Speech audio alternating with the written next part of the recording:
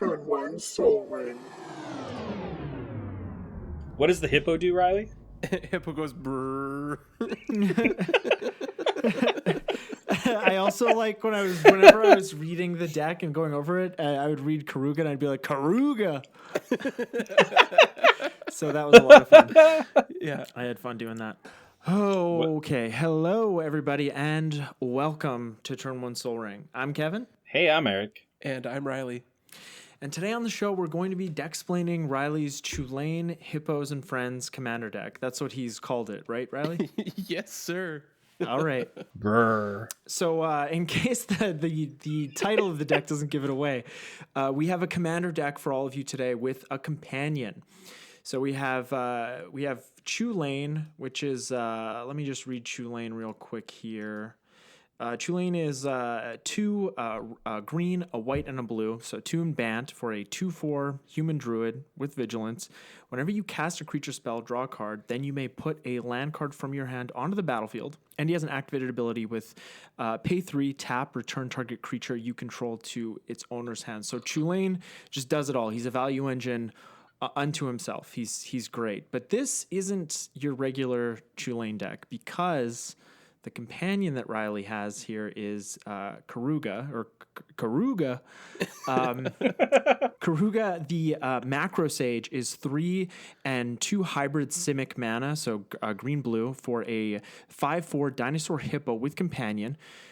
So the companion restriction for Karuga is your starting deck contains only cards with converted mana cost 3 or less, or 3 or greater, and lands. And when Karuga, the macro sage, enters the battlefield, draw a card for each other permanent you control with converted mana cost 3 or greater. And we figured that enough time had passed since the rules changed for companion for everybody to heal and enjoy this deck tech. We were going to do this sooner, but then the whole kerfuffle happened, and now the rules text on this card isn't even accurate. How do companions work now? So as a special action at sorcery speed, you can pay 3 generic mana and put your companion from the companion zone into your hand. Okay, great. Or the sideboard for, standard, right? Yeah, and every other format that Karuga is legal in, which I think is every format. Not Pauper. Right, you got me there. So, or Canlander. Well, not as a companion, certainly. Yeah, that's right. So before we get to the deck list, though, and everything else we're going to talk about today, we're going to touch on double masters a little bit as well. And I do have an update on the giveaway that we've been talking about intermittently through the last few weeks. But before we get to all those topics, Eric, how can listeners get in touch with us? Listeners can find us on Instagram at Turn One Soul Ring the podcast. They can also send us a little nice note, ask us a question over at Gmail, which is turn1soulring-the-podcast@gmail.com. And then check us out on YouTube. We put all of our stuff on YouTube. So if that's a nice way for you to listen, just check us out on there. Type in Turn One Soul Ring the podcast. That's right. And the podcast is important. That's right. And I have been I've been dabbling with product openings. I've done some core 2021 pack openings. So if you like a little, just, I don't get crazy. I keep it pretty tame. So if you want something to listen to while you're trying to take a nap, I think this is good content for that. And I might give you some hot tips. Unlimited. Yes. Oh, yeah. Oh boy. Yeah. On Instagram, Riley definitely does some good limited related comments with the pack openings. Yeah. So one last thing. We also do have a Patreon, which we always forget to mention. You can go to patreon.com/turn1soulring if you want to check out our reward tiers. They're kind of fun. Like we said, we're going to talk a little bit about Double Masters at this point. It's the new Master set that's going to be released this upcoming Friday. August 7th. So this set has a lot of tension and negativity surrounding it, just like every Master set. It's almost like, you know how we live in Winnipeg. We live in a very, quote unquote cold place. So I don't think we find it cold. We lived here all our lives. But every winter, it seems like you have people that are just flabbergasted that it gets cold or that it gets to like 30 below and there's a 40 below wind chill. And it's the same thing with these master sets. It's like, they always do this. They always print crappy rares into these sets. And, I just don't know why people are surprised at this point, but what are you going to do? This product, though, is unique because we have the VIP boosters, which I think have created a lot of anger and negativity for that product in particular, not so much the main regular version of this set, but just going from there. How do you guys feel about this set? Like, Eric, why don't we start with you? I am a huge fan of master sets. Ever since 2017, I've drafted the main ones. I wasn't a fan of Iconic or 25. We're not going to count those. Those are bad. I don't think we should. I agree. But the original Modern Masters, 2015. 2015 was really weird though because it had the like cardboard packs and there was like a lot of scratching and stuff. Yeah. They were trying to be eco-friendly, right? Yeah. But then like Eternal Masters and then Modern Masters 2017 and then Ultimate Masters, especially Ultimate Masters was one of my favorites. I think that one was really fun. Of course, 2017 we actually had the fetch lands, which amazing set. We had Lily, we had Snappy, so good. But yeah, getting onto Double Masters, I actually really like this product. I think there's a lot of good reprints to be had, and I know people are complaining about some like the duds and stuff, but it's like, again, you can't. There's no Magic set out there that doesn't have any duds in it. Mm-hmm. Absolutely, yeah. No, we should be used to this by now. Yeah, and so I think just a lot of that has. I don't know why some people are getting so twisted about certain things like that. I think this is a really good set. We're going to get a lot of these reprints that are going to also like put the prices down. So if people are looking for these singles, definitely go out and buy them. I'm just wondering, I haven't looked into anything about like the printing of this set because we have been getting the products around now with lower print rates just because of the whole COVID business. I just hope that won't hurt like some of the reselling of some of these good cards. Apparently, they've the reports that I have heard is that there are no issues with distribution with this particular set. So hopefully, we don't have anything to worry about in that regard, like we did with Jumpstart. Perfect. That'd be awesome. Yeah. And then it sucks right now that we won't get to draft this set because this looks like a lot of fun. I do really want to draft it. Master sets are usually very fun to draft. Mm-hmm. Yeah. And then coming up onto the VIP packs. Yes, they're very expensive. If you're a collector, buy them. If you're not, just, I don't know, don't worry about it. Yeah, I mean, at the end of the day, that's all I got to say. Yeah, if you don't want to buy something, just don't buy it. If you don't like a product, right? It's not complicated. And it's just like, WotC's still trying to go for, the people that can spend a big chunk of money. And it's like, if they keep doing it how they're doing it, I think it's still okay. Because us, like, say we're buying just like the regular packs, all of the game pieces that are required to play the game are in the regular packs that we can obtain. Exactly. I think, if this ends up later on getting to the point where only the expensive packs has certain pieces in it, that's, I think, when stuff is not good. But you're paying a premium for nicer art or like the full art and stuff like that. But you can still get the regular versions of the cards and be able to play the game. So I think when you're doing something like that, it's totally fine. The VIP packs are they're like 140 Canadian. Yeah, it's just like right now. Yeah. It's definitely pretty wacky. Like, yeah, and I mean that's a really great point. I totally agree with you, and I think a great example of Wizards not having those two kind of product streams where they have the ultra premium product, which is the VIP boosters or the collector's boosters, and then they have the regular product, which is the Double Masters booster box or a standard booster box. And a great example of them not doing that was the Secret Lair Ultimate Edition. So, it's all well and good to put the enemy fetch lands in a big case with new art and sell it for $300 to $400, but you also need to put those fetch lands in $5 standard booster packs. And they can have original Zendikar art or Modern Masters 2017 art. It's not going to bother me. And, so you can have the flashy products, but you also have to keep the majority of your customers happy. And that, with the Secret Lair Ultimate Edition, was a situation where they did not keep the majority of their customers happy. Yeah, honestly, you could scribble the art on in crayon and I'd still play them. I don't care. Yes, you're right. Like, call Riley Dayton, get him to do the artwork for them. It's great. Yeah. This one has a tree. This one has a mountain. This one has it's a misty forest.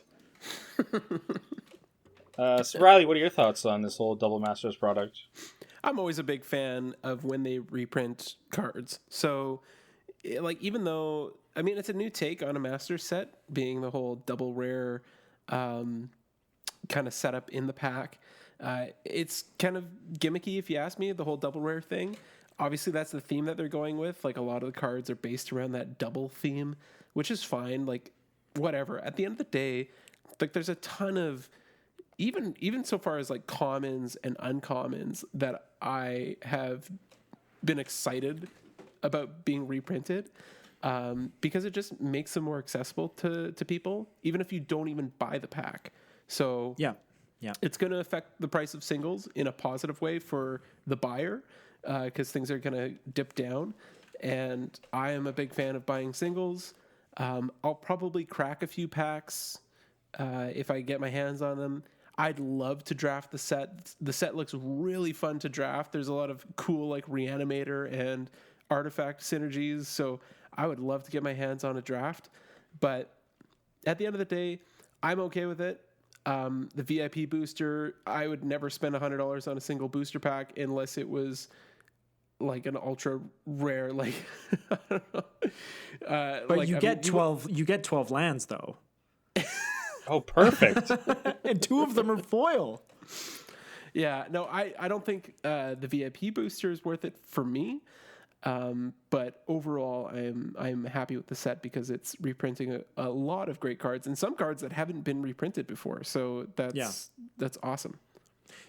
Yeah, and like just to be clear, I don't know if I said this, but my position is also that I love master sets. So, you know, the position of this podcast is pro master sets. Just to be clear. So if you don't like it, send us a message. Yeah, please do. We'd love to hear your opinion. Yeah, tell us how wrong we are. Yeah. Let's get into it. So let's get to some of the specific cards. Eric, do you have a list of like the rarity breakdown? So I got a couple things here. So to start off our talk, first of all, Double Masters and their tagline: 2 rares, 2 foils, 2 powerful. Oh, that's just like the name of the set. It leaves a bit to be desired. Yeah. It's a little bit too on the nose. So we have a 332 card set. We got 91 commons, 80 uncommons, and then 121 rares. Wow, watch out for that rare slot. With then 40 mythics to follow it up. Mm. So yeah, obviously you got the double rare slot, so I think that's why there's so many rares that's printed this time. Yeah. Just like a lot of different stuff there. And then for any people wondering, there are in a booster box, there's 24 packs. And then each pack you do get 2 rares. You also get 2 foil cards as well. Those foils do have a chance to be rares as well. So you can hit pretty well on that very off chance. You could hit 4 rares, is that what you're saying? Yeah, like that's if you got to be goddamn lucky. You get a playset of Ravenous Trap. Yeah. Nice. Unlikely. And then the last thing about that is that in every single booster box, you get 2 of the box toppers. Right. Yeah. There are 40 of the box toppers. I'm pretty most of the art I'm a big fan of. I think they hit home. They have a lot of like old kind of Magic art feeling to them. Definitely. Yeah, and so I really like where they went with that. And then just a little side note here as well. There's a bunch of rarity shifts. Yes. But the cool thing about that is there's 24 cards that are new to Pauper because of Double Masters. Yeah, man. 24. Wow, I didn't know it was that many. Yeah. Hell yeah. So we can probably touch on those a little bit later as well. So, first of all, I thought we should just run through the mythics. Personally, I think most of the mythics are a slam dunk, minus a couple that we'll maybe touch on. But yeah, how about I just start off reading, and then let's see which we want to talk about. Yeah. Kind of any of these cool cards. Yeah, let's do it. So, starting off in the color of white, we have Archangel of Thune, Avacyn, Angel of Hope, and the Land Tax. Yeah, Avacyn definitely needed a reprint. Yeah. Avacyn is great to see a reprint there. No 'cause kidding. She was definitely climbing so high. I love Avacyn. She was like a $45 card. And I totally forgot that even Archangel of Thune's price was so high. And I saw it reprinted, I was like, oh, yeah. interesting. Spike feeder? Yeah, Spike Feeder. Yeah, right. Yeah. And then over in the blue slot, we have a few cards that are as much value as all the white cards put together. Isn't that always the way? Yeah, the first one is not, which is Arkham Degson. And then we have Force of Will and Jace the Mind Sculptor. Couple of $100 Jace bills. just being reprinted. Yeah, well, the Jace, the Double Masters Jace is sub $60 on Scryfall right now. Yeah. Oh. Yeah, so now's the time, as Riley said before we started recording. Yeah, if you guys are looking for Mind Sculptor, pick them up. Mm-hmm. Yeah, blue-white control in Modern. I think Force of Will's last reprint was Eternal Masters. Yeah, exactly. Yeah. It did get a reprint in Amonkhet Invocations, but that doesn't really count. Yeah, I don't know how much of a reprint that is. Exactly. Yeah. Next up, we have some black cards. One in here is a little favorite of home. But we have Dark Confidant, Geth, Lord of the Vault, and Skithrix, the Blight Dragon, or Skittles, as people like to call him. Skittles has not had a reprint. That is just nuts. $44. Scars of Mirrodin. Wow. Great. Yo. Yeah. I used to run that as a commander, but I got so much hate that I took that deck apart, needless to say. I remember that deck. Yeah, I'd just play like a hatred or something and take somebody out. And that was fun. It really wasn't fun, though, you know?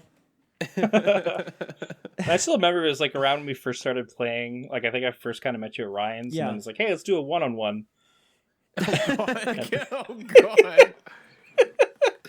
Yeah, that deck's great for that. Yeah, that deck definitely ran me over. Yeah. And our first bad mythic or poopy, we got Geth, Lord of the Vault at like under $1. Yeah, well, that's what happens when you do it so soon after a commander reprint. Yeah. And people tend to... I know I used to tend to underestimate what a commander reprint would do to a card, but, you know, they print a ton of those decks, and they really get out into the market in a big way. All right, so next up, in the colors of red, we have Imperial Recruiter. Great reprint. Mana Echoes. Yes. And Sneak Attack. Fuck yeah. Man, red just knocked it out of the park. Like, I'm excited for all of those. I can't believe Mana Echoes is a mythic. Why did they upshift it? That's not cool. Wow. It's a pretty good card. It is a good card, but you don't need to upshift. You should only downshifting rarity. Only downshift. I'm looking at you, Ravenous Trap. Yeah. Yes. Very much so. Well, I'm looking at Imperial Recruiter was like an uncommon, wasn't it? Was it? Originally. Oh. Originally it was uncommon. Yeah, but it's like Really? Three Don't upshift it to Kingdoms, mythic. Come on. That's too many upshifts. If you're gonna upshift, do one, but don't do any upshifts. You're skipping a little bit too much. Yeah, come on now. Yeah. All right. And in our good old green colors, we got Avenger of Zendikar, Doubling Season, and Vengevine. Nice. Doubling Season was one of the very first spoilers. Obviously, it's awesome to see that card reprinted. Oh yeah, Commander staple. Yeah. Vengevine is one of the cards that was just reprinted in Ultimate Masters, hammering it down again. Oh man, Crop Rotation got reprinted as an uncommon. They upshifted it. All right, I'm gonna get off my rarity upshift high horse here. Well, yeah. Oh boy. I mean, there's Metamorphose as well, and Ublia. No. Yeah. Well, that's what are you gonna do? Yeah. Metamorphose was upshifted before this set. Oh, I'm sure. Yeah. Yeah. It was. Yeah. It was. Yeah. So those are kind of the good mythics. Well, we still have a lot of good mythics here. Oh yeah, because we still have gold and colorless. So we've been talking about the artifact sub-theme. Let's talk about some of these mythic artifacts. We got Batterskull. At Mythic? Just good. Yeah. Huh. Not starting off strong. We got Blightsteel Colossus. Nice. This card's awesome to see, obviously reprinted. The price was climbing so high. Yeah, the price on that card was pretty nuts. Chrome Mox, just again, pretty solid. Oh yeah. Darksteel Forge, Ensnaring Bridge, Karn Liberated. He's not an artifact, but Mana Crypt, Mox Opal, the 5 original swords. So Body of Mind, Feast and Famine, Fire and Ice, Light and Shadow, War and Peace, and then to finish it all off, we got Trinisphere and Wormcoil Engine. Nice. I'm glad they didn't upshift Walking Ballista to Mythic. I really wanted to pick up some Ensnaring Bridges. This reprint really hit the price, so I'm pretty pumped about that. Yeah, and Trinisphere needed one bad. Yeah, that's another one that I wanted for sideboard stuff, and so now I can totally pick up a Trinisphere. Oh yeah, gotta have that for the Karn Great Creator Wishboard. Mm-hmm. Nice. And then I would love to open up a Mana Crypt in a pack. Also, anyone looking at Mana Crypt, like a week after the set's open, would be the time to buy one of these guys. Definitely. Yeah. Yeah, the price is only going to go back up on Mana Crypt. Oh yeah, for sure. Even like the lands like Maze of Ith, it's sitting right around $13 on Scryfall right now. That's a great price for Maze of Ith because that card too is just going to go right back up. That is a fantastic commander card. Yep, I have to agree with that one. All right, and the last up, we'll just finish off with the double colors here. We got definitely they put. You can tell right here as well. They put some attention with the commanders. Yeah. So we have a Traxa, Brea, Therium Shaper, Geist of Saint Draft, Kalia the Vast, Karthus Tyrant of Jund, Maelstrom Nexus, Sen Triplets, the Scarab God, and Riku of Two Reflections. This is going to be that old double theme. Yeah, this is going to be a whole new like Riku renaissance, and for some of these other commanders that haven't been printed in so long, and maybe haven't even been played in high numbers. Like players will open these or see them and want to build around them because like Riku is a great example of a card that, I mean, besides our buddy Trevor playing that as a commander, I don't think I've ever seen anyone play Riku out in the wild. And I don't know if it's because it's an old card or what, because it's a great commander. Yeah, I think the new hotness comes around and the old stuff gets forgotten sometimes. So people just want to strut their new decks. Well, and the problem with these old commanders is that they don't say like draw a card or put a land onto the battlefield, so it's kind of hard to want to play them. That's true. But yeah, I definitely saw when I first saw Geist of Saint Draft spoiled. Again, I was like, what? Why? And then again, the Maelstrom Nexus is another one that's just like that card just doesn't hold value because of what it does and how much mana it costs. Mm-hmm. Well, how specific the build has to be to cast that consistently. It's just reprinted, right? Like was it Mystery Booster and Jumpstart? Was it in Jumpstart as well? Oh, it's in Jumpstart with the rainbow deck. It just says Mystery Boosters here, actually. In foil. It was Maelstrom Angel was reprinted in Mystery Booster. Okay, yeah. Yeah, and like the rare slot in this set holds a ton of value as well. Yeah, I have to agree with that as well. There's some really cool reprints. Stoneforge Mystic obviously is a big one. Oh, yeah. Yeah, because of Modern and everyone buying her out and the speculation of it being unbanned, the price just kept on climbing. Mm-hmm. Like Austere Command is always a fantastic card and always needs to be reprinted. Aethersworn Canonist also, like it's more of an obscure card and doesn't see a ton of play, but it also was getting a little too expensive for my taste.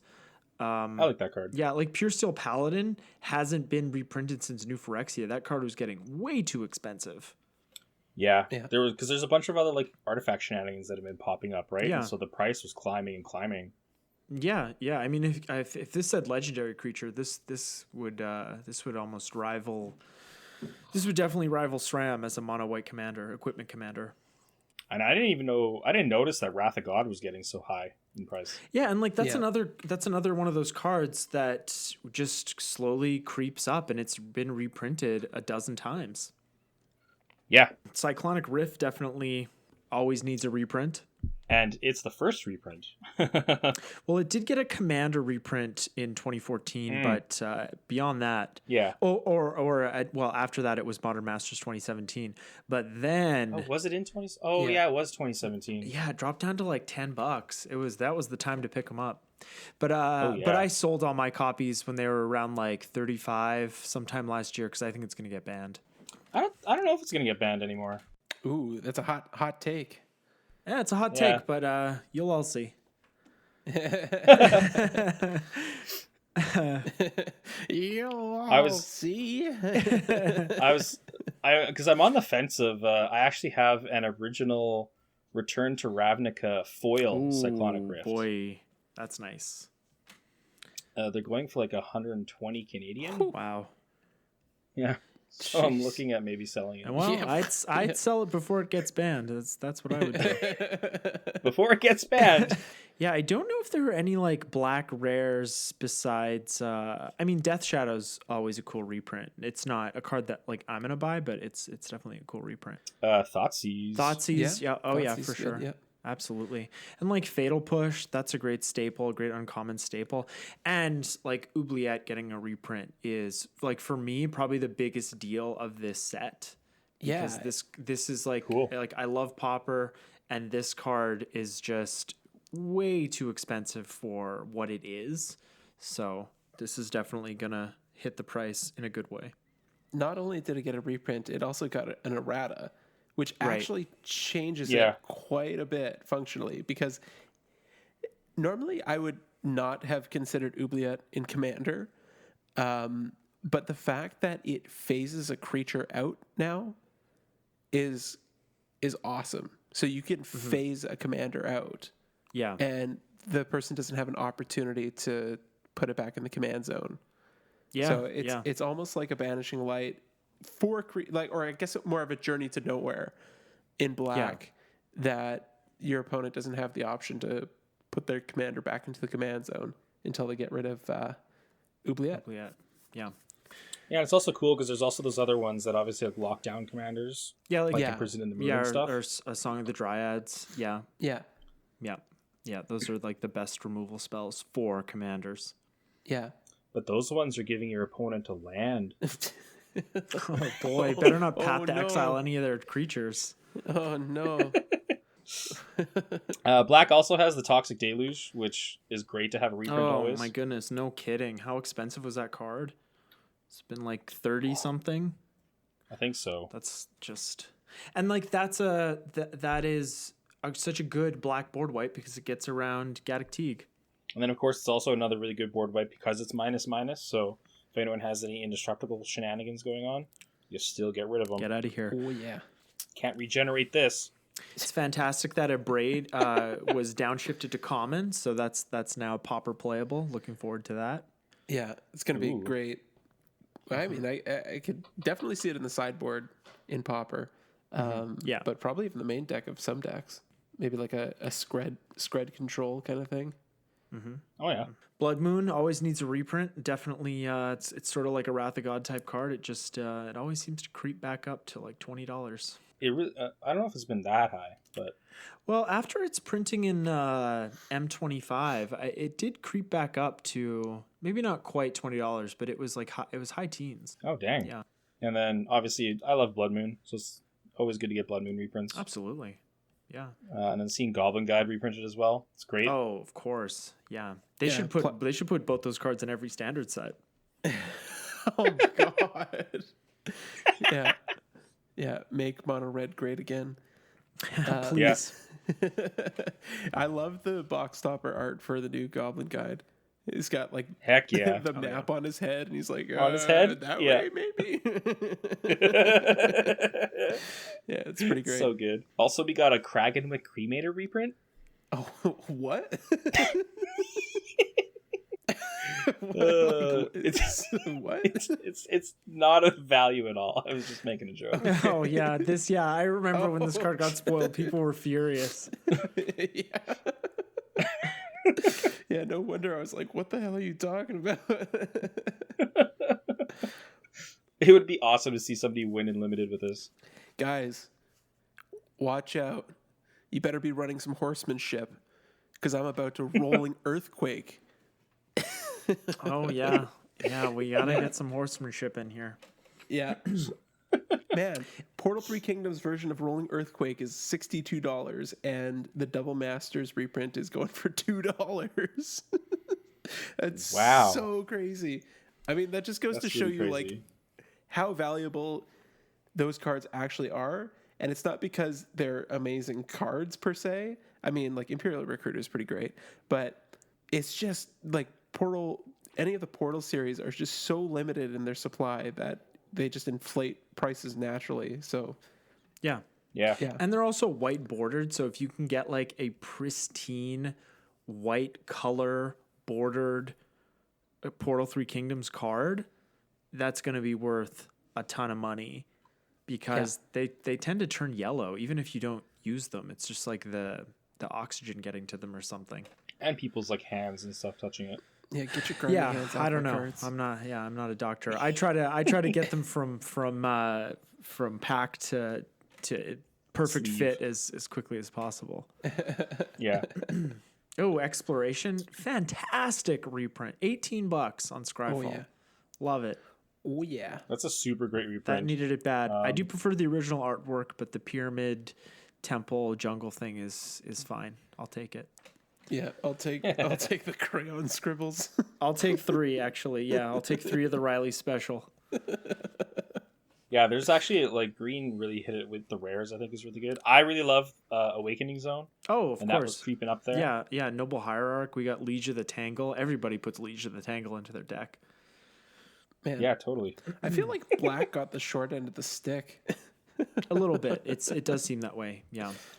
Black is a little bit more for like constructed play because we got the Ad Nauseum and we got the Thoughtseize, which is super popular in Modern. And Pioneer. And Pioneer. And then like Death Shadow. Again, like Modern and stuff like that. Mm-hmm. But yeah, for Commander stuff, like you got Wound Reflection and Toxic Deluge. Gotta love that. That's Wound Reflection. Ooh, nice. Bosch Iron Golem for the artifacts. That's pretty sweet. What is this card? I'm gonna also guess in green, 66 cents. Court of Calling is a great reprint as well. Yes. Oh yeah, definitely. Yeah. The price on that one right now is so good for anyone looking for Court of Callings. Mm-hmm. And Greater Goods always is another good card. Oh yeah, absolutely. And then of course we have Mana Reflection. Yeah, and like Mana Reflection's been a little bit outclassed by Zendikar Resurgent just because you have that built-in draw engine. Card draw. But Mana Reflection does hit all permanents that produce mana, so yeah, it just really depends what you want to be doing. I mean, and in certain decks you just run both of them. Especially, I love this new art on the Mana Reflection. Yeah, and like they really seem to, with that cycle of cards, they really seem to kind of keep it in the same vein as the original printings of those cards, which is fun. Yeah, and then some artifacts we got going on here. You said the Bosch Iron Golem, sweet. Yeah. Isochron Scepter, which was upshifted at some time in the past to a rare. Don't like that, but great card. Is a great card. Conjurer's Closet was getting up there a little bit. That's a nice little reprint there. Yeah, definitely. Yeah, there's Endless Atlas as well.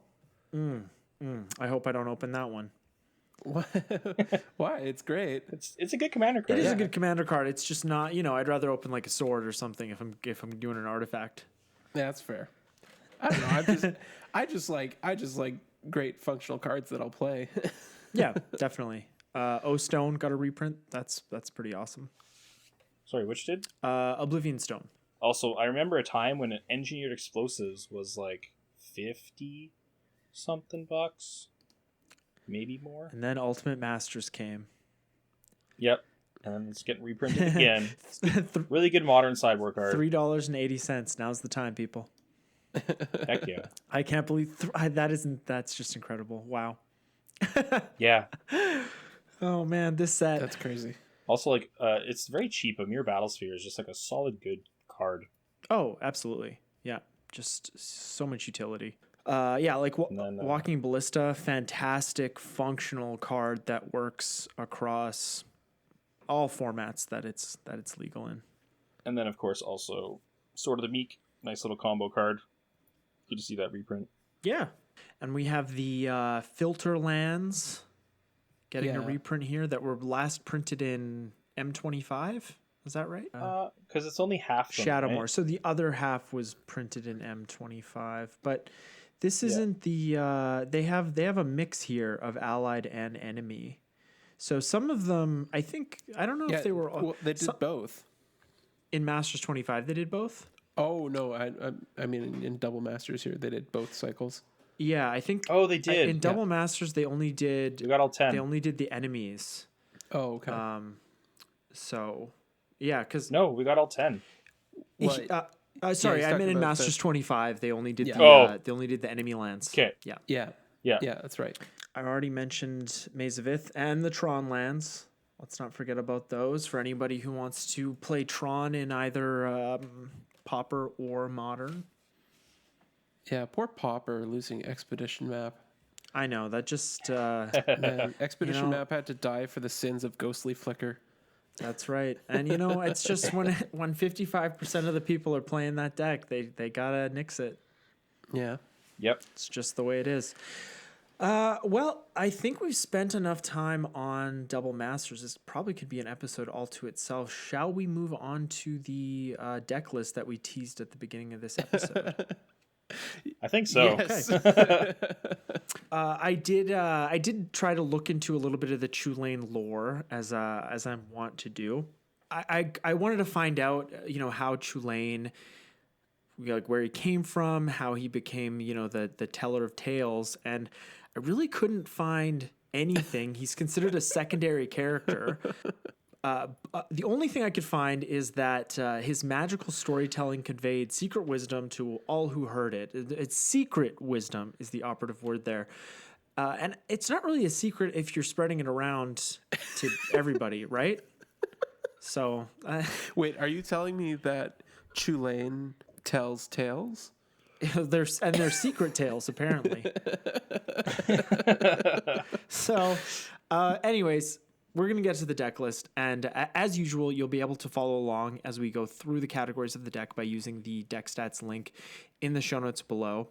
First off, before we get to the deck categories, Riley, what is the goal of this deck? I know you have a little blurb on the Deckstats post, but you can just share with Eric and I and the listeners what the goal of this deck is.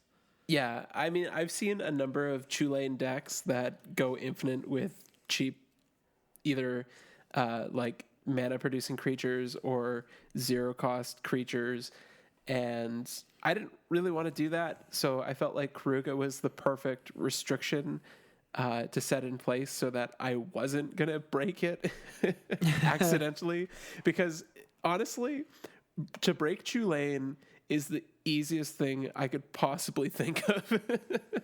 It's like this commander, similar to Korfald, just breaks itself. Like it doesn't even make sense why they thought this was okay. But either way, it felt fun to do like a creature-based 3 mana or greater CMC deck and just do something that I haven't really done before by adding like an enormous ramp package and like more lands than I would usually have in a deck.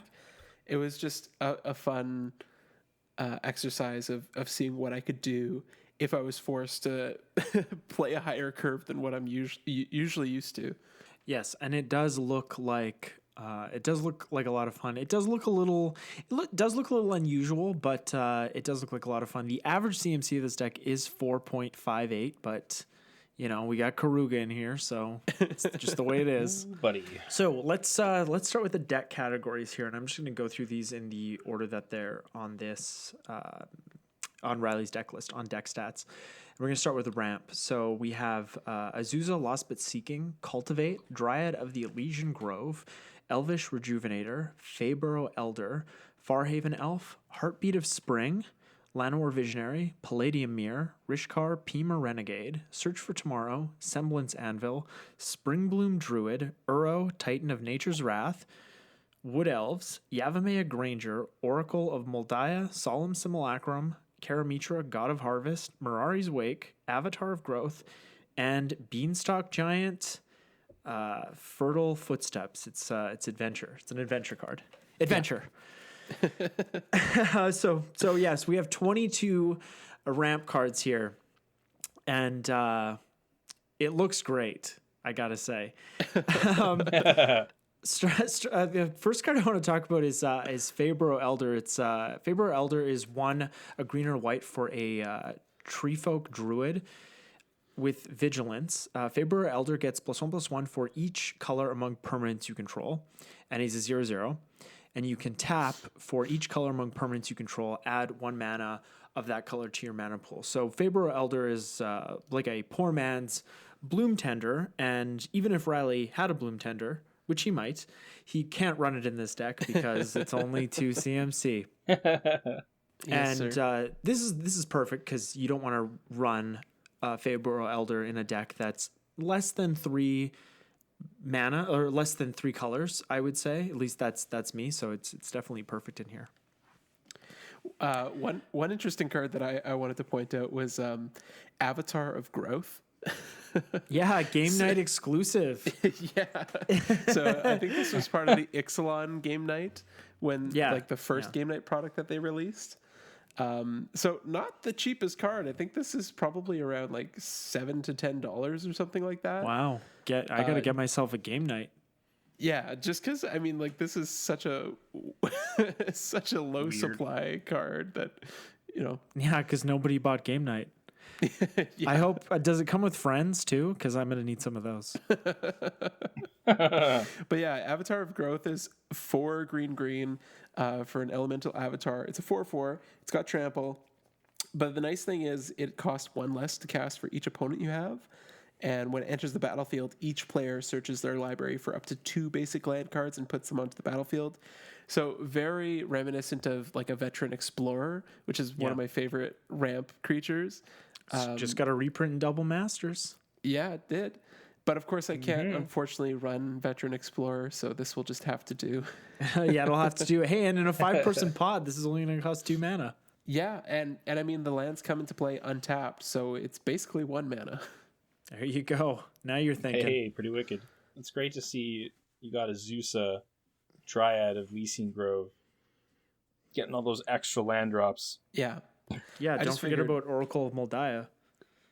Oh yeah, and Oracle. Yeah, I just figured with like Chulane and Karuga, I would probably have enough of an engine going where even if I am playing an extra land off of Chulane's ability, I probably still have a bunch of lands in hand, especially since I've got a land count of 40. So the more lands I can play, the sooner, the better. Yeah. Yeah, and in the same vein as Avatar of Growth, you have Heartbeat of Spring in here, which also is getting reprinted in Double Masters. I feel like this whole episode is just an ad for Double Masters, and we're not getting anything for it, so it kind of stinks.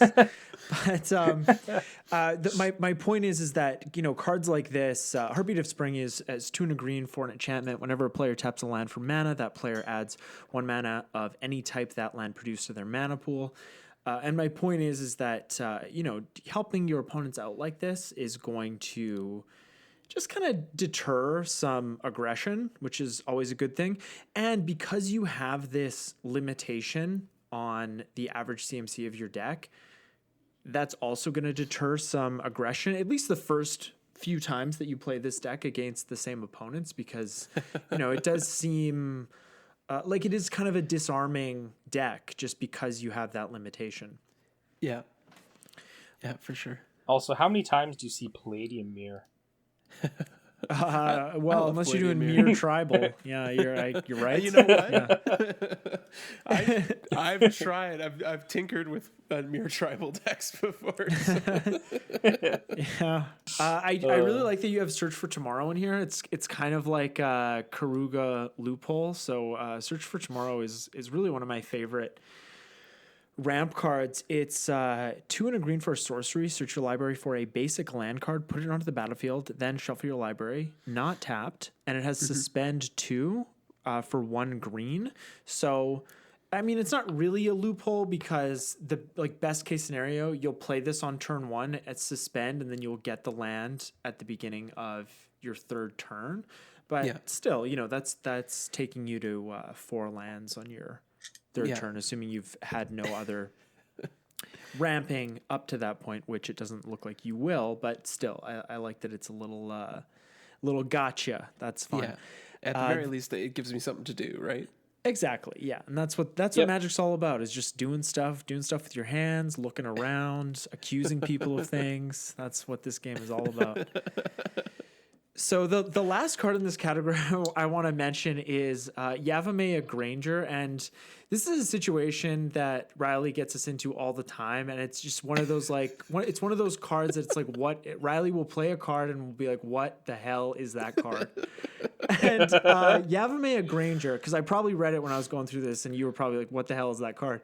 And it is 2 and a green for a 2/2 elf. It has Echo for 2 and a green. In case you don't know what Echo is, at the beginning of your upkeep, you pay the Echo cost. After this card came into play, the next upkeep, you pay the Echo cost or you sacrifice it. And when Yavimaya Granger enters the battlefield, you may search your library for a basic land card, put that card onto the battlefield tapped, then shuffle your library. So it's just like 3 mana search for a basic land card.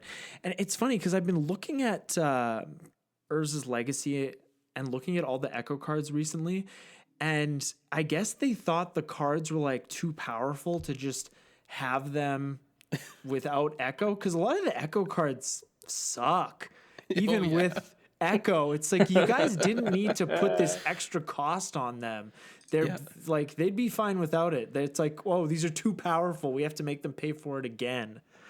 Yeah. I don't know what they were thinking, but it was the 90s. Yeah, I can't imagine a world where I would be paying Echo on Yavimaya Granger. No. Like, why? But at the very least, I get it down. I've got a chump blocker for a turn cycle, and I've ramped, right? That's kind of the idea. Absolutely. Yeah, and it's 3 mana. What do you want? Yeah.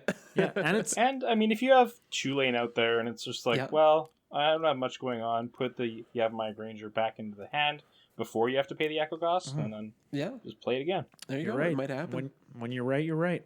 Riley, do you have a preference of Cultivate or Kodama's Reach? Generally speaking, I like Cultivate just because it is like widely more printed and not as expensive as Kodama's Reach. Yeah, but you can splice into Arcane Kodama's Reach. I've never had that come up. What? Does Kodama's have Splice? No, but it's an arcane spell. It's an arcane spell. Okay. Yeah. No, it doesn't. That'd be crazy. Yeah. No, I like the art on Kodama's Reach. That's why I usually choose that. No, that's fair. Yeah. That's and fair. like the original art is great, and like the Ultimate Masters art is also. This entire episode, great. I've been talking about how I'll take a fetch land with crayons drawn, like a picture of a mount drawn with crayons. Well, Riley, I think we'd all take a fetch land with crayon drawings on it, but we're just, we're talking about the nice art as well. Yeah, if it's like $5 for a Scalding Tarn with crayon, it's like, I'll take it. Yeah. But if it's $5.50 and I get some nice like Seb McKinnon art, I'll take that too. Yeah, I'll pay the extra 50 cents. I think the best piece, like one of, I don't know if it's the best piece of ramp. I mean, land-based ramp is always going to be great, but as far as combo potential or having a big turn with Chulane, Semblance Anvil is probably one of those tools that would get me there in a deck with this high of a converted mana cost. Yeah, and Semblance Anvil is 3 mana for an artifact as imprint, so it enters the battlefield. You may exile a non-land card from your hand. Spells you cast that share a card type with the exiled card cost 2 generic mana less to cast. Yes, sir. Yes, and you do have another card in this deck that specifically tutors up Semblance Anvil, but we're going to get there, so just... sit tight. The next category we have here is card advantage. In this category, we have Courser of Krufix, Eternal Witness, Tireless Tracker, Muldrifter, Tatiova, Benthic Druid, Rishkar's Expertise, and that's it. That's it. Well, it was at the bottom, and I like scrolled up, and I'm like, nope, that's it. No. Eternal Witness is solid in most green decks. It's just such a good card to play. Oh yeah. Yeah, Yeah. absolutely. Oh, yeah. Never And it's a going to creature. be wrong to run it. I love Tireless Tracker. Tireless Tracker is like one of my favorite cards. Nice. It does it all. And then, yeah, with all those extra land drops, ooh, buddy. Oh yeah. Good old Mole Drifter, always there when you need him. And you have so many fatties, which is, we're going to see a lot of them in the next category, that Rishkar's expertise is going to draw you a fair amount of cards in, at the point in the game where you're likely to cast it, like on turn 6 or 7. Yeah. Whenever you've depleted your hand, or, because you do have to, I guess you can pay the 3 mana whenever you want to put Karuga in your hand. Yeah. So I could probably set it up so that I, Rishkar into, just putting Karuga on the battlefield with Rishkar's ability. Exactly. Drawing more cards. Exactly. Well, that'd be the way to do it. Yeah. And then obviously you have Tatyova, Benthic Druid. So whenever a land enters the battlefield under your control, you gain 1 life and draw a card. So it's making all of your land drops, even late game, worth something. Mm-hmm. This deck is disgusting. There's so much value. Yeah, this section in particular, it looks like you had to dig pretty deep for it. I mean, honestly, like Tatyova is solid. Mole Drifter is like one of my all-time favorites. Tireless Trackers, which is one of my favorite cards in general. Eternal Witness is good in any commander deck that can play it. And Course of Crufix is just like straight up, just like consistent value. Yeah. Yeah. So I don't know. Like I love that section. All the card advantage are good cards. Yeah. Who knew? Who knew? So the next category we have here is removal. In this category, we have Incubation, Incongruity, Night of Autumn, Reclamation Sage, Sylvan Reclamation, Bane of Progress, Kogla, the Titan Ape, is that Yeah. Agent of Treachery, Elish Norn, Grand Cenobite, Meteor Golem, Realm Cloak Giant, Cast Off, Thorn Mammoth, and Apex Altosaur. I've always wanted to put Apex Altosaur into a deck. It seems like a fantastic card. It looks so much fun. It's 7 green for a 10/10 dinosaur. When it enters the battlefield, it fights up to 1 target creature you don't control, and it has Enrage. Whenever Apex Altosaur is dealt damage, it fights up to 1 target creature you don't control. It's some pretty solid targeted removal for sure. And then, if you want to keep your Apex Altosaur surviving, you can just have the help of Chulane. So before it dies, use Chulane to put it back into your hand. Oh, that's I didn't dirty. think I of like that. That is so good. Ooh, yeah. I mean, it does require 12 mana, but I'm sure I can get there. Oh, you'll get there. Don't even worry about it. Yeah, I think with all the mana you have, you're definitely going to have 12 22 mana. ramp cards, you're fine. Yeah. You're fine. Plus like a Semblance Anvil and Heartbeat of Spring. Yeah. Oh, yeah. Oh, yeah. You should also just put a mana reflection in here. I could. I could, yeah. I also love Incubation Incongruity. Great card. Yeah, I just figured it would be just a nice flexible card, not only just to set up my early game, like turn 1, play Incubation, just to find a ramp creature, and then Incongruity in the late game when I need that piece of targeted instant speed removal. It's one of those cards that can help you early game to make sure that you're going to be hitting your turn 3 play as some sort of ramp, because you definitely want to be ramping once you can play magic cards with this deck. Yeah, and it's kind of in the same vein as Sylvan Reclamation. I was kind of like hemming and hawing as to whether or not I should cut this card, but just the basic land cycling for 2 gives me something to do on turn 2 if I need that 3rd land drop, because that is absolutely critical for this deck. Is I need to get that on turn 3 to make a play. Yeah, absolutely. No, and that's exactly what I was going to say. I was going to mention Sylvan Reclamation. I totally agree. Yeah. Just gives you something to do. Yeah, for sure. Also, it feels like Elish Norn is in here just because it's a good creature. Oh, yeah. Yeah, this is, well, yeah, it's removal, right? I guess so.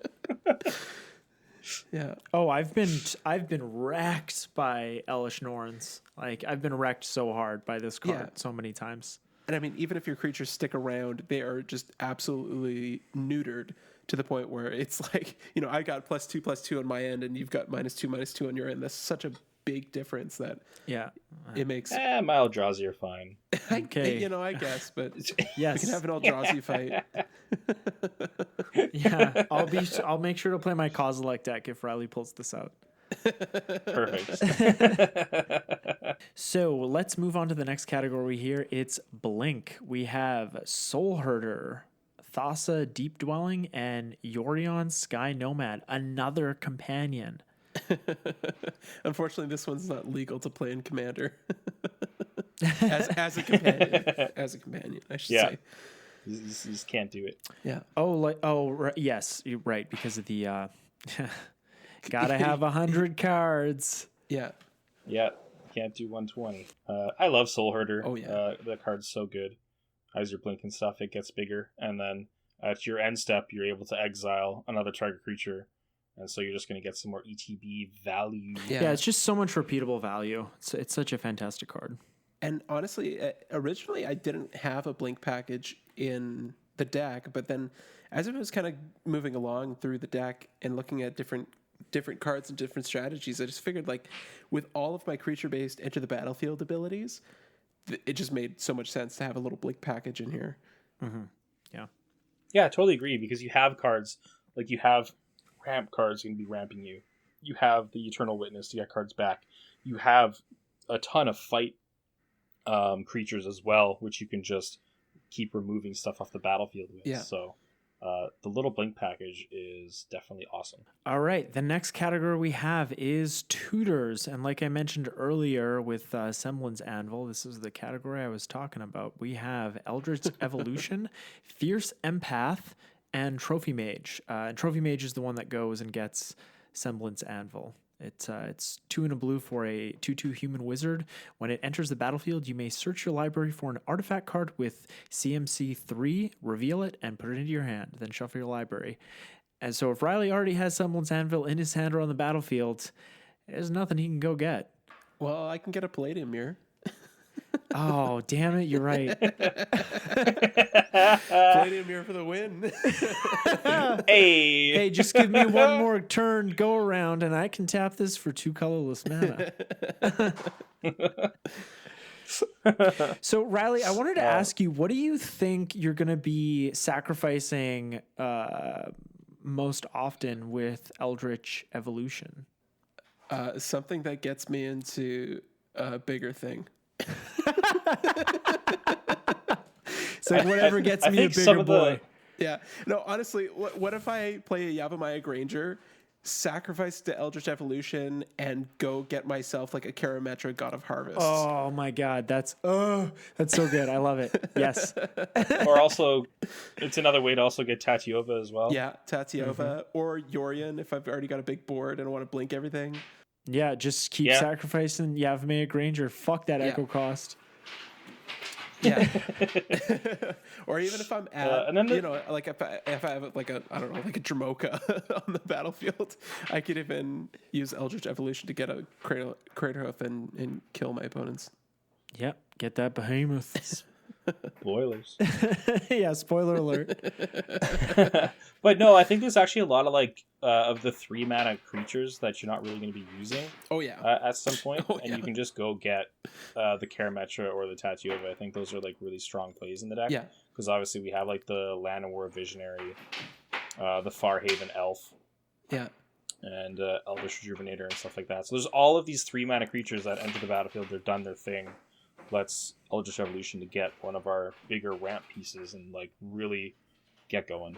Okay, so next category we have here is redundancy and synergy. In this category we have Frantic Search, Mana War, Portal of Sanctuary, Zendikar Resurgent, and the Great Henge. All great cards. Yeah, so I just wanted some commander redundancy and some additional synergy pieces, so that's what this section's all about. And let that be a lesson to all of you people at home. Always put commander redundancy into your decks, because that commander can get too expensive to cast. Trust me. Yeah, and then also, I'm a big fan of Frantic Search. I love this card. And so it's 2 of anything and a blue for an instant. And you draw 2 cards, then you discard 2 cards, and then you untap up to 3 lands. So basically, for free, you are digging 2 cards deeper into your deck. Yeah, and it's instant speed. If all that wasn't enough, it's instant speed. Yeah, I mean it is card disadvantage, but that untap ability, like I mean if I have a Mirari's Wake or like a Zendikar Resurgent or like a mana doubler on the battlefield, like that is like a ritual effect basically. So yeah, it just felt like it was a lot of fun. I love Frantic Search. Yeah. I didn't actually know that Portal of Sanctuary was a card. It's 2 and a blue for an artifact, and you can pay 1 to tap it, return target creature you control, and each aura attached to it to their owner's hands. Activate this ability only during your turn. So you could definitely mess with an opponent's creature for sure. No, you can't. It's target creature you control. I just read that. Oh boy. But like I'm sort of toying with the idea of changing commanders from my Sigarda deck to Vasa, and this card would be. I'm sort of thinking about putting it in there. I mean, the fact that you can't protect your commander when it's not your turn is a downside, but you could get all that value again. It just seems like a really fun like utility card. I want to play with it. Okay, so the next category here is protection. This is always one of my favorite categories in all deck builds, deck techs, whatever you want to call them. First up, we have Eerie Interlude, Fierce Guardianship, Void Grafter, Dragonlord Dramoka, and Archetype of Endurance. Eerie Interlude is one of my all-time favorite protection cards because I used to run this in my Brago deck when I had it together, and what I really loved about it in that deck, it lets you. I'll just read it. It's 2 and a white for an instant. Exile any number of target creatures you control. Return those cards to the battlefield under their owner's control at the beginning of the next end step. So it allows you to protect any number of target creatures. And with my Brago deck, when I was super degenerate, when I used to play Commander, I would steal my opponent's creatures, which is a really mean thing to do. And with Eerie Interlude, if there's a board wipe or something, I could exile just the creatures that I controlled, or that I owned rather, so that I would leave my opponent's creatures that I controlled but they owned on the battlefield, and then they would die because if I blinked them, they would come back into play under their control. Mm-hmm. So just for that reason, it's such a great card. But even if you just want to use it to protect your creatures, it is a fantastic investment of 3 mana, and it's going to get you out of a ton of tight spots. Oh yeah, it works really well with the Eternal Witness as well. So. Yeah, it's almost like it should be in the blink category. I don't know. I'm nervous. I love blinking, but I've never had a blink deck in green before, so I have never come across Void Grafter. This creature's awesome. I had also never heard of Void Grafter. So it's 1 of anything, green and a blue for a 2/4 Eldrazi drone, so it's actually got a decent protection on it. It's devoid, it's got flash, and when Void Grafter enters the battlefield, another target creature you control gains hexproof until end of turn. Even just being able to blink this, like if you blink it, I guess there's nothing that you have that. The only thing would be Chulane. Like Chulane could bounce it to my hand and I could recast it, but otherwise, you could also use Portal of Sanctuary to bounce it to your hand as well. Yeah, on my turn. Yeah, on your turn. Yeah, of course. Yeah.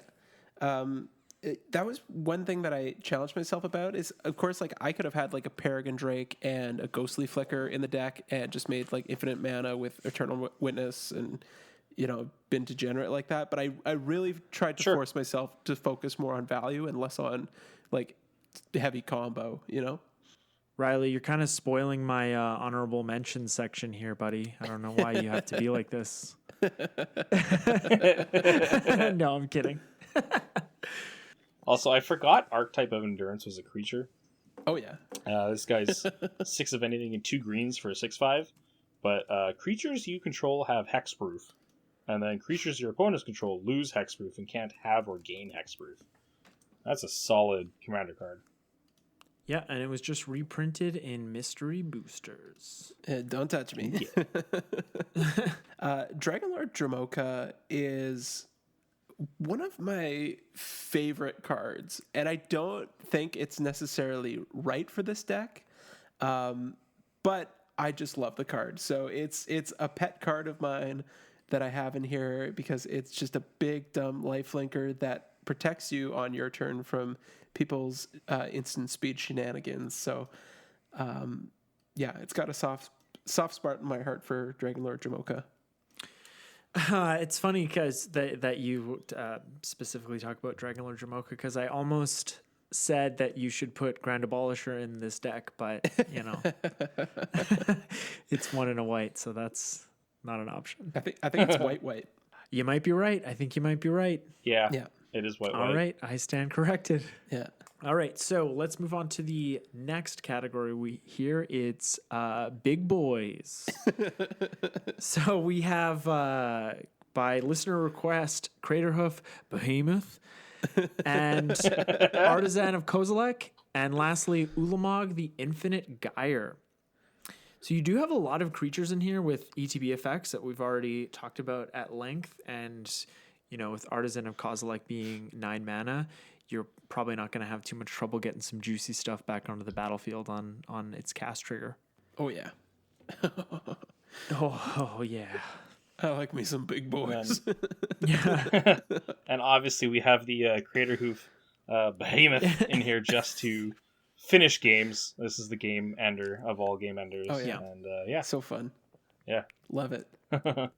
Then I'm guessing you have the Ulamog in here for the Annihilator, and then the you don't want to get milled out. Yeah, it was more of the Bruvek. What is what I was scared of? No, I'm kidding. No, Don't be scared of that. Yeah, I was generating so much mana in this deck, and there's so many lands that I just felt like this is the home if I was ever to slam a big Ulamog. All right, so let's move on to the last category here. It's lands. We have 40 of them. We have Ancient Tomb, Ash Barrens, Breathing Pool, Castle Garenbrig, Command Tower, Exotic Orchard, Fabled Passage, 15 Forests, Hickory Woodlot, 6 Islands, 6 Plains, 1 Reflecting Pool, 1 Remote Farm, 1 Saprazan Scary, 1 Seaside Citadel, and 1 Temple Garden. And the cards you're probably wondering about are Hickory Woodlot, Remote Farm, and Saprazan Scary. This land cycle is one of my favorite land cycles in Magic's history. They're from Mercadian Mask, and they all do the same thing. There's one for each color. And they enter the battlefield tapped with 2 depletion counters on them. Then you can tap them to remove a depletion counter and add 2 colored mana of that land's color. So for Hickory Woodlot, it's the green one. You remove a depletion counter, you add 2 green to your mana pool. And if there are no depletion counters on Hickory Woodlot, you sacrifice it. These cards they're particularly good in this deck because you have that limitation. But on turn 2, if you play one of these on turn 1 and then another land that doesn't enter the battlefield tapped, you have the ability to cast a 3 mana ramp spell, which is super powerful. I mean, yes, you lose them, but you know, much like Search for Tomorrow, the earlier the better. Yeah, you hit the nail on the head. That's really what I was trying to go with for this. So basically, like, I mean, you get 2 shots with it, right? And I think the most important thing is getting something on the board as quickly as possible. So that's why Ancient Tomb and this land cycle I felt like was the perfect fit for this deck.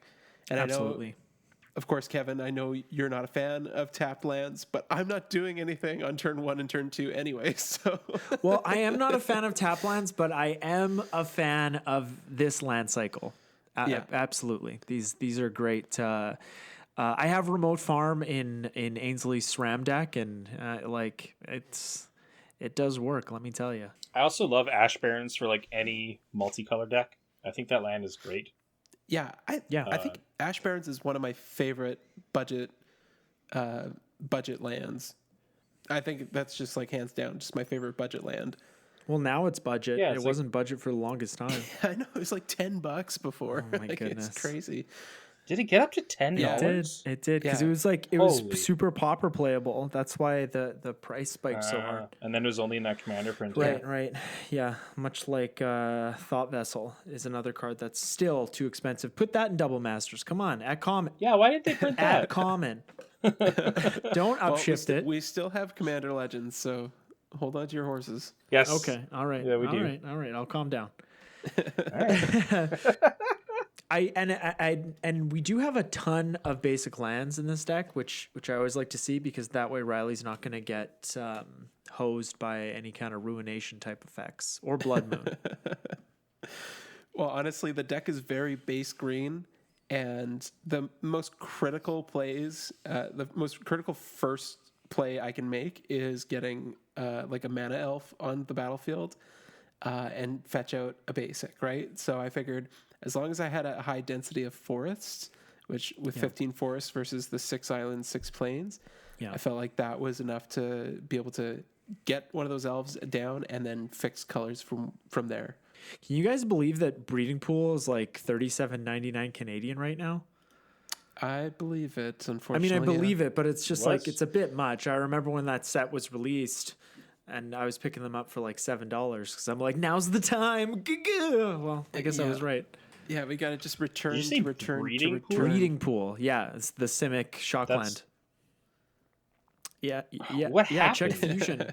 I guess it's Simic in standard happened. Yeah, the standard. It's just been like they've been pushing it hard. Yeah. Oh my Even god. with bannings. What? I mean, it will rotate, but Shocklands hold their value. So Yeah. As if a Shockland is $38. Simic, baby, what are you gonna do? All right, so Holy. we always like to talk about how to beat a deck or how to neutralize a deck when we do these deck techs on our episodes. And the only thing I could really think about with this deck was stopping you from drawing a ton of extra cards, either with Chulane or Karuga, like a Spirit of the Labyrinth type effect. But that seems, that doesn't seem to be very beneficial to me as a player to play that style, and that's certainly not something that I want to be doing. I mean, it would be effective, but this deck, even though you have that limitation of 3 CMC or higher, it just seems like a really resilient deck. So like I don't know that like any particular card could really deal with this deck. I mean, if you're just playing a faster deck, like you could just win that way, but short of that, I didn't really think of any options. Eric, what about you?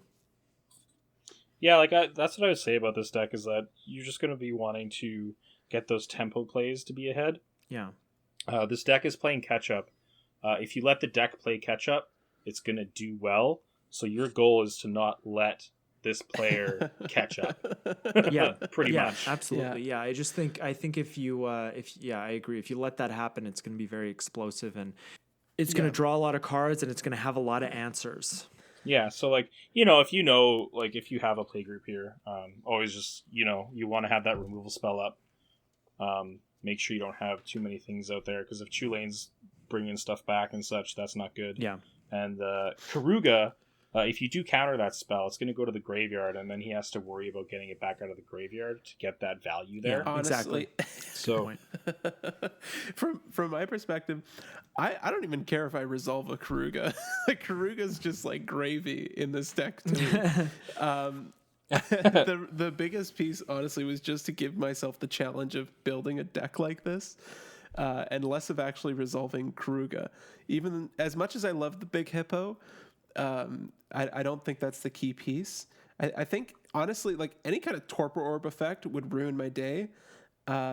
So, yeah, I'm sure that would ruin most people's day because a lot of people play a lot of enter the battlefield abilities. So the next section we have here is honorable mentions. And these are just cards that we think would be good if they were slotted into the deck. And the first card I have here is you have a lot of good removal spells here. But you could definitely slot in a Frozen Grip. I mean, that's a great in any green deck, and it's just a no-nonsense removal spell that could deal with a Torpor Orb, for instance, for 2 and a green. Yep, that's true. One of the good ones here was Mystic Snake. Oh, yeah. Mystic Snake. Because you have all the ways to bring creatures back, so like a repeatable counterspell on a creature is definitely a great option, I think, for this deck. Yeah, or there's Frilled Mystic as an option as well. Yeah. Mystic Snake has a better casting. Yeah, I agree with you there. I'm not disagreeing with you. I'm just saying Frilled... But I know, you have a ton of green in the deck, so it's like either of those cards would work. Yeah, and you could just keep returning it to your hand with Chulane. Oh, that's greasy. Yeah. Yeah, that's why I think that's so good to have. Yeah. So in the blink category, you could always try an Eldrazi Displacer. I think you would have to change the mana base a little bit to have more reliable access to colorless mana. So I mean, as it is now, I don't think that's a good include, but like with the absence of messing with the mana base, and you really don't want to do that because a lot of the spells are. What about the new Unicorn? Yeah, so because I was going to suggest that since he's bringing up the Eldrazi Displacer. Yeah. Because the Unicorn doesn't care about that. And I was thinking, instead of Yorion, if you had Emriel, the new Unicorn. Yeah. Yeah, just get repeatable value. Yeah, because like you're going to be making so much mana.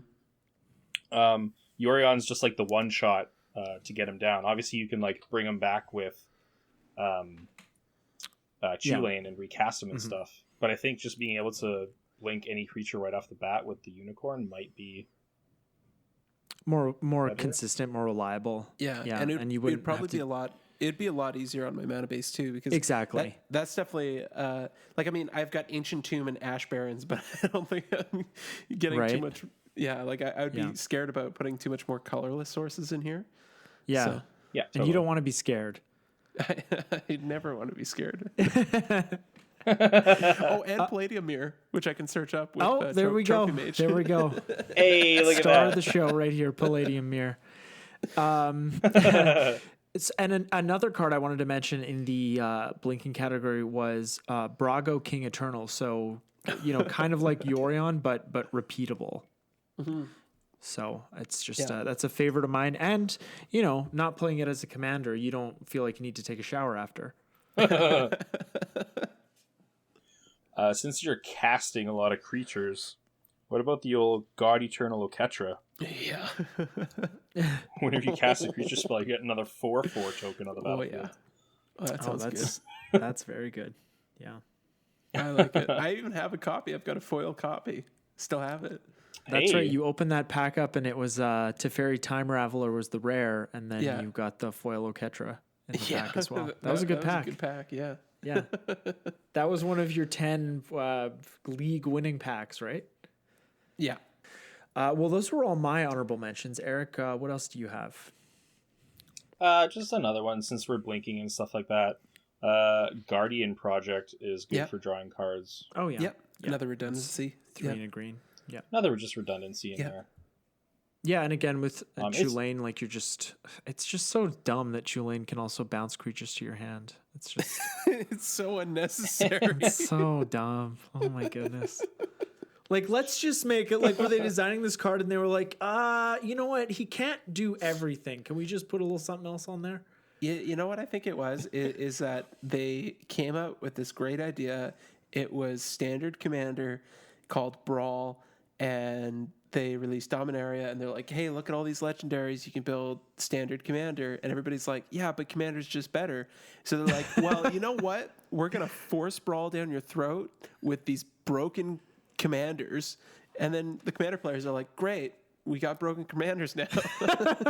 We're just going to play these in commander, and we're not going to play standard commander because commander's better. Yeah. I got to agree with you there. Yeah. Oh, no kidding. I believe that's all we have for the deck tech today. So we're going to bring this episode of the podcast to a close. But before we do... This was a nice half and half. It was a nice half and half. And half, yeah. half double masters, half deck That's tech. right. It's like when you buy one of those cakes at the grocery store and it's like a bunch of pieces of different cakes that they put together with those little dividers. Yeah. Oh, yeah, so you get like a little taste of I everything. usually find that I just want like more of the one slice that I had, Yeah. and the other slices are a little bit too weird. So you Oh know. no, Riley. Everybody feels that way. It's not a good product. So I You didn't like the strawberry rhubarb cheesecake? That actually sounds pretty good.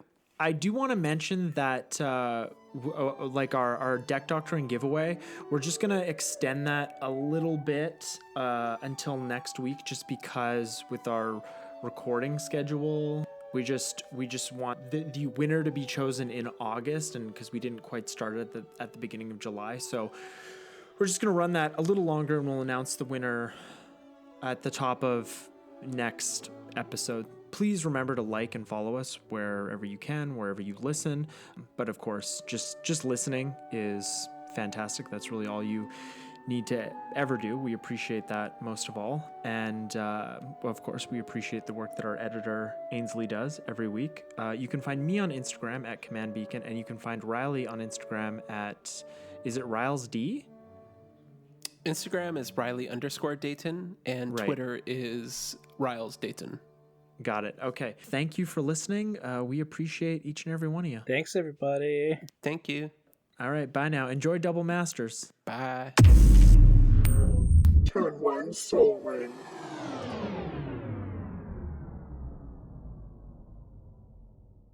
Hang on a second, guys. Miri's playing with a pen. I gotta stop her. Oh, here. sure. Yeah. Hey, Miri. Hey. Hey, you goofy kitty.